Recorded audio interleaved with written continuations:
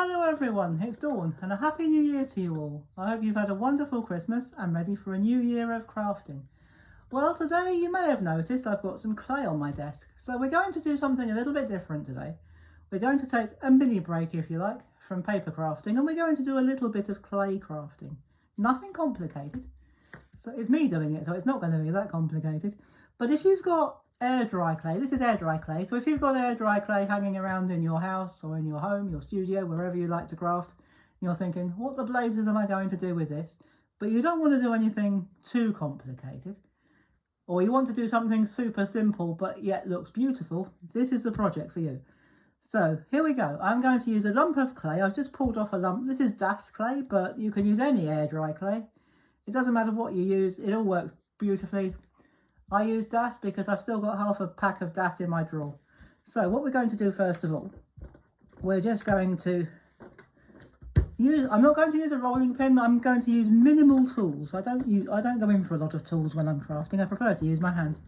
So we're just going to use, I'm going to use my fingers to flatten it out a bit. To not too thin, but we don't want it too thick either, because this is going to be a hanging ornament. One day, perhaps on another video, I'll show you how to make a little sculpted ornament.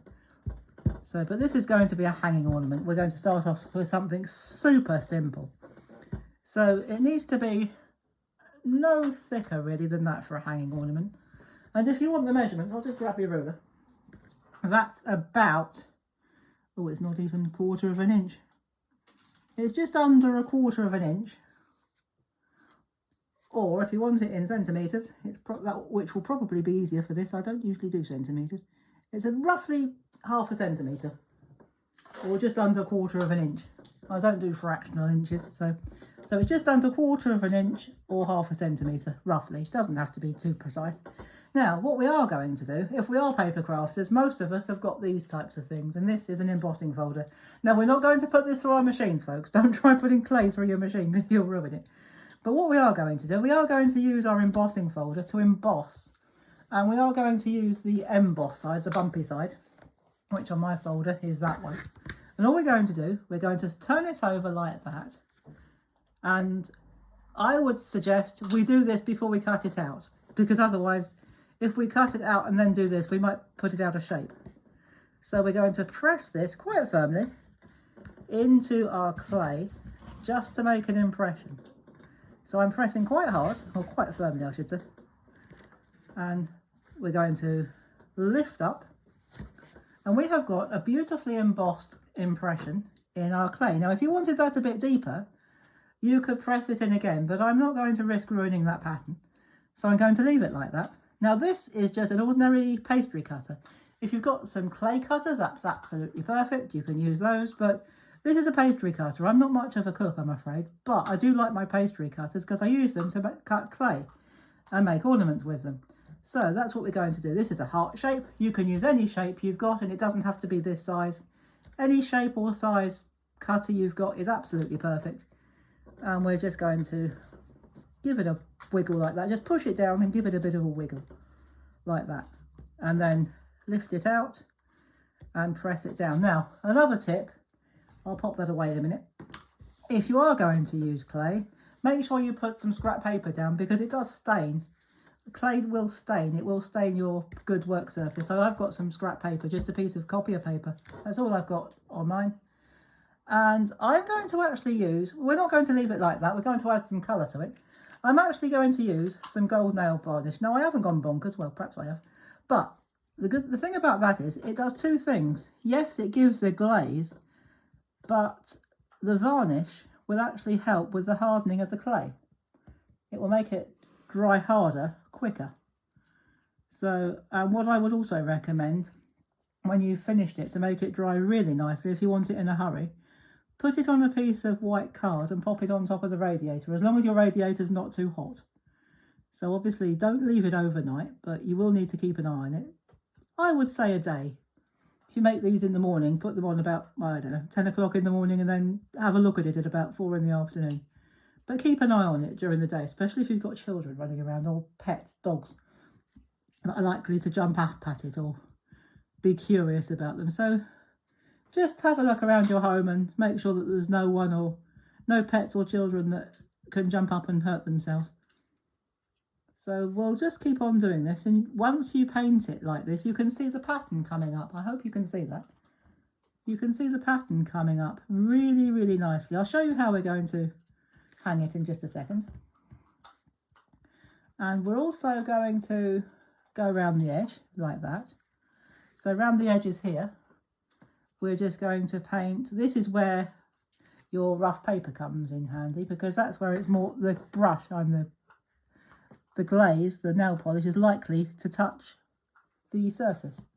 And you don't want this stuff, because it dries so quickly, you really don't want this stuff touching your getting onto your table. Yes, you can get it off with nail varnish remover, but it's probably best if you don't have to. So we're just going to paint around the edge, just to give it a nice shiny coat. And when this is finished, I will paint it on the back, but we won't do that now, because it needs to harden.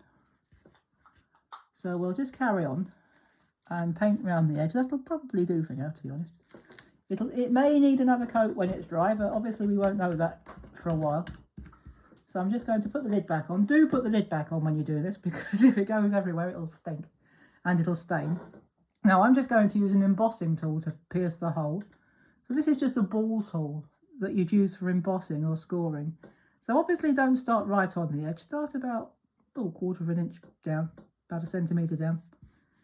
Give it a wiggle like that. And you've got your hole. So we'll take that out. Now what I would suggest you do, because this is still wet, you can leave this until it's dry before you thread your twine if you wish. But however you do it, whether you do it now or whether you do it later, I would suggest threading your twine through a wool needle or a tapestry needle, because it's easier to get it through the hole.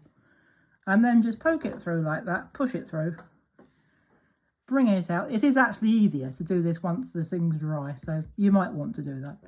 But because it's going to take a little while to dry, I thought I'd do it now, just to show you. So we'll just have to be a little extra careful, that's all. Obviously this is too long, so you cut your twine. This is just ordinary baker's twine. And I'm going to tie a couple of knots, just like that. And once you've got it where you think you need it, just cut off the ends like that. You can cut it a little bit shorter if you want to. I'm going to arrange mine so that my knot is on the back so that it can't be seen. And I'm going to pop it down like that. And because I've been handling it, obviously some of that varnish has now come off.